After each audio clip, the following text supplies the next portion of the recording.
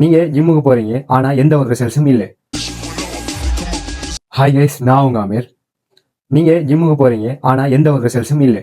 நீங்க நல்லா சாப்பிடுறீங்க ஆனா ரிசல்ட்ஸை பாக்கிற மாதிரி மசில்ஸ் கெயின் ஆகுது, ஒரு அளவுக்கு மேல மசில்ஸ் கெயின் ஆகுது இல்லை. இதுக்கெல்லாம் ஒரே ஒரு சொல்யூஷன் தான், ப்ரோக்ரஸிவ் ஓவர்லோட்.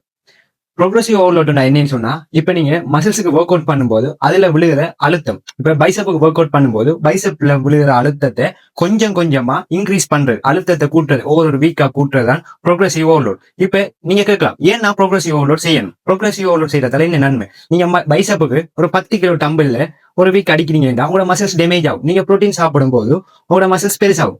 ஆனா அடுத்த வீக், அடுத்த 3வது வீக் இப்படி பண்ணும்போது, நீங்க ப்ரோட்டீன் சாப்பிடும்போது 10 கிலோலயே ஒர்க் அவுட் பண்ணிட்டு வந்தீங்கன்னு சொன்னா உங்களோட மசில்ஸ் டேமேஜ் ஆகிறது குறைஞ்சிட்டே வரும். ஒரு அளவுக்கு மேல நீங்க ரிசல்ட்ஸை பார்க்கலாம். ஆனா ஒரு 4வது வீக் நீங்க 12.5 ஒர்க் அவுட் பண்ணும்போது பைசப்புக்கு மசில்ஸ் டேமேஜ் ஆகிறது கூட அறியும். அப்போ நீங்க ப்ரோட்டீன் சாப்பிடும்போது அவங்களோட பைசப் சைஸ் இன்க்ரீஸ் ஆகும். இதைத்தான் சொல்றது ப்ரோக்ரஸிவ் ஓவர்லோட் சொல்லி. ப்ரோக்ரஸிவ் ஓவர்லோட் பண்றதால என்ன நல்லமன்னு சொன்னா, உங்களோட மசில்ஸ் நல்லா கெயின் ஆகும். அதே மாதிரி உங்களோட ஸ்ட்ரென்த் நல்லா இன்க்ரீஸ் ஆகும். அதே மாதிரி உங்களோட ஃபெட்டும் க்ளோஸ் ஆகும். இப்ப ப்ரோக்ரஸிவ் ஓவர்லோட்ல எதை அவாய்ட் பண்ணணும்னு சொன்னா, நீங்க ஃபாஸ்டா வெயிட் இன்க்ரீஸ் பண்ணிட்டு போகலாம். இப்ப படிப்படியா ஒவ்வொரு வீக்கு தான் வெயிட் இன்க்ரீஸ் பண்ணிட்டு போகணும்.